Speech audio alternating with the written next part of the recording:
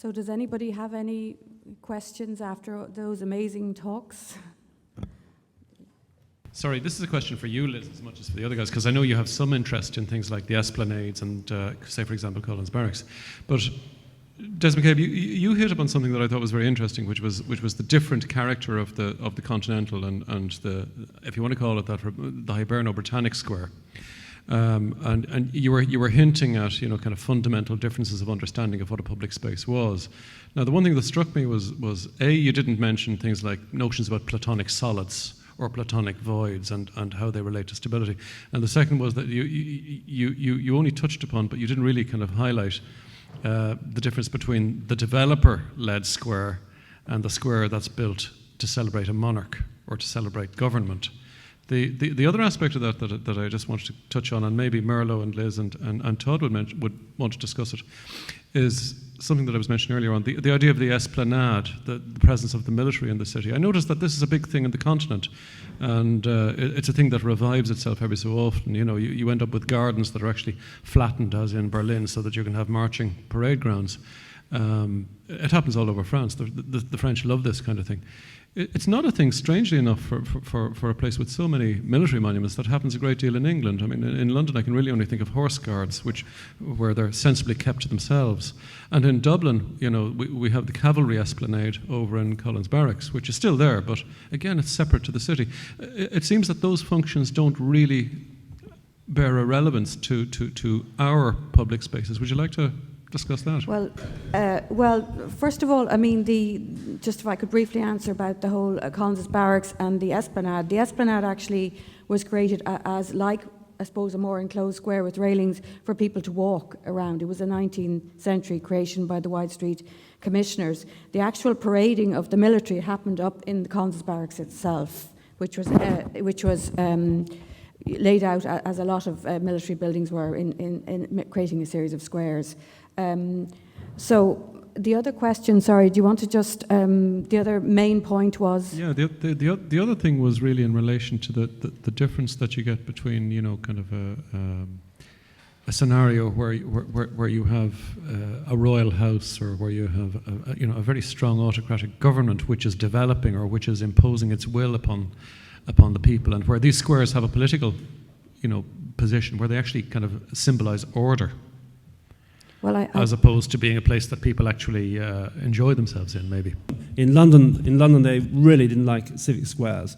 It was just, it was really against the grain, and largely because the government was continually in fear of public insurrection, and they didn't want places of assembly. So in London, there was always a very strong tendency to snuff out spaces where people could meet. And so, in fact, the square has always been regarded as a rather good thing. Not only do most members of the government have sufficient money to live in the squares and find them very nice places to live, but also it's they were great because they were enclosed and looked after by the people who lived around them, and who looked after these spaces very rigorously, and to keeping people, to the exclusion of others. So, and also they knew that in the event that the government needed, or the military needed, some sort of presence in town, that the squares themselves would open their gardens.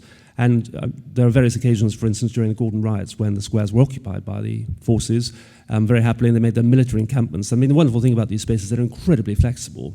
So they were used for any number of reasons. So the spaces themselves could be used as a way of keeping order. But there was, in fact, also the Royal Artillery Ground, still is there in Finsbury. But there aren't, it's true, in London, spaces like this. But it's, you see, when they were developing Trafalgar Square, it was said the people in power were very reluctant to open it as a public space, because they said, it'd be much better to have another private square where we can maintain this, but we don't want people within a mile of Parliament. And in fact, there's an Act of Parliament saying for a very long time you couldn't actually have any public meeting, a large public meeting, within a mile of Parliament. It was considered to be not very desirable. Thank you, Todd. Does anybody, do you want to add? A quick point for myself in terms of, it really seems to me the idea of the very imposing urban square that's were developed from relating back to the Fora and the Renaissance, and there were lots of imposing buildings and some statuary, as was shown by Des. So as Todd has said as well, the London Square was very much about residential ownership and the quality of the life of the people around it. Is there anybody else who would like to ask a question? My interest is tourism and the development of the Irish economy and the importance of the cities.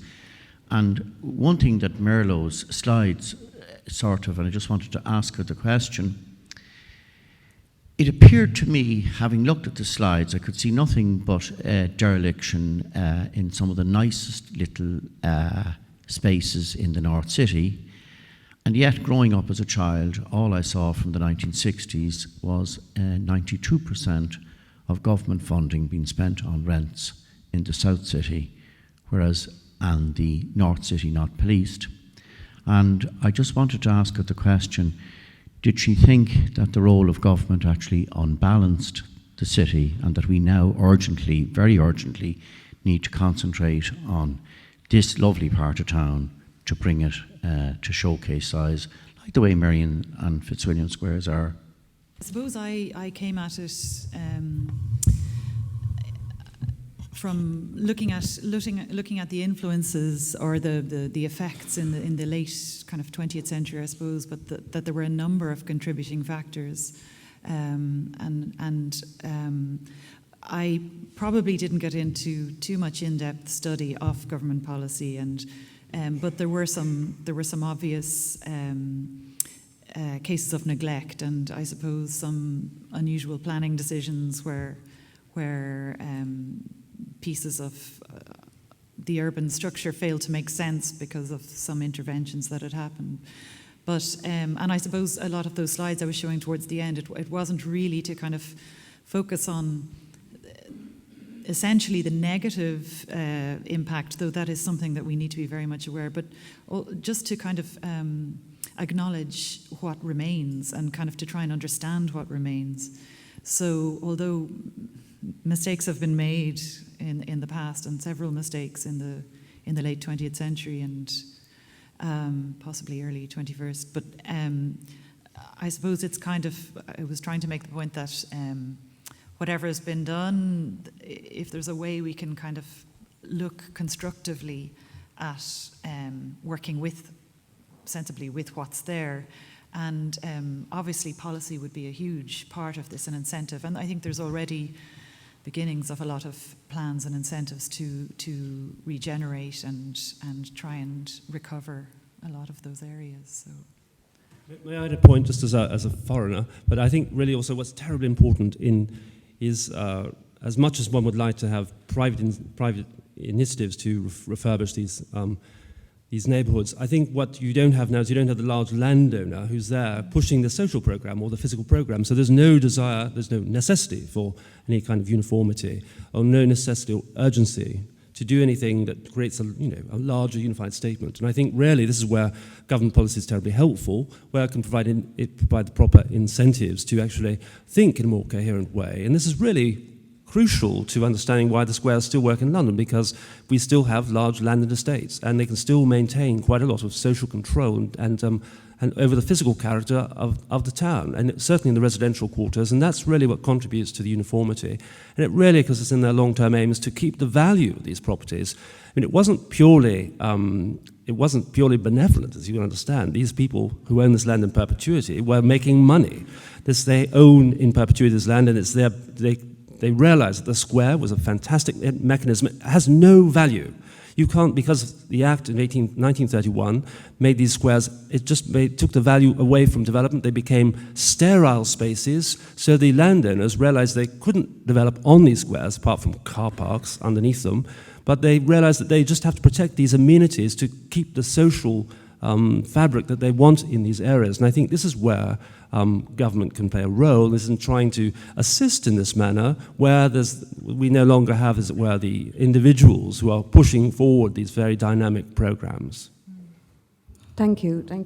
I think we've time for one more question. Do you see the future of Dublin squares as private or semi-private or public spaces? Spaces for the residents in the neighbouring areas or the public at large? Well, we only have one square in Dublin, as far as I'm aware, that's well, I mean, of the five major squares we were talking about, Green, the Stephen's Green, Fitzwilliam, Mountjoy, which is private, which is Fitzwilliam Square. And it actually seems to have been preserved a lot more because of that status and hasn't changed its footprint. But in the end of the day, what seems to have come through from the conference is squares are about the public and about people and about enjoyment and ownership. So if all those things can happen in both scenarios. And also, I would just like make the plea as well that the squares are actually designed landscapes. So it's interesting what Todd said was that the square design was done first, and maybe that's what we should be looking at now is getting back the squares with conservation plans, and so that they can become something like they were. Because Mountjoy Square was an amazing design. Now there is also layers of history, and we can't turn the clock completely back. But it's about the essential character. The space is still there. So can I pass it on to?